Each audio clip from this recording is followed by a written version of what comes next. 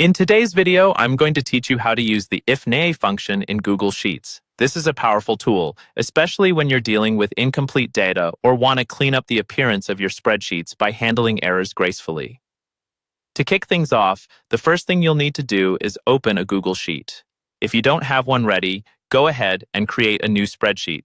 You want to have a clean workspace to follow along with these steps. Google Sheets is incredibly convenient for real-time collaboration and accessibility from virtually anywhere. Once you have your Google Sheet open, locate the cell where you want the IFNA function to reside. For this example, let's click on cell H4. It's always a good practice to choose a cell that's clearly visible to you for quick reference as you work through the process. Now, it's time to enter the formula. In cell H4, type the following formula: equals IFNA open parenthesis, VLOOKUP open parenthesis, A22, A4 colon E23, comma 2, comma false, close parenthesis, comma, quote, not found, quote, close parenthesis. This formula is essentially instructing Google Sheets to search for the value in cell A22 across the range from A4 to E23. It will return the corresponding value in the second column of that range if it finds a match. If VLOOKUP doesn't find the value, instead of showing an error, it will display not found. One helpful tip to keep in mind is that the VLOOKUP function in this formula is looking for an exact match because we have specified false for the range lookup parameter.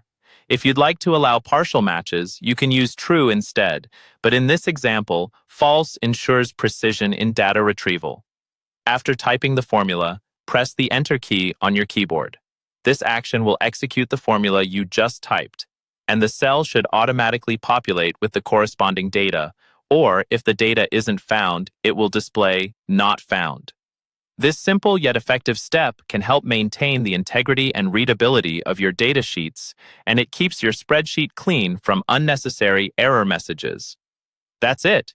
You've now learned how to use the IFNA function in Google Sheets. This function allows you to prevent those unsettling IFNA errors in your spreadsheets, giving you a user-friendly message, or any custom message of your choice, whenever the value sought isn't found.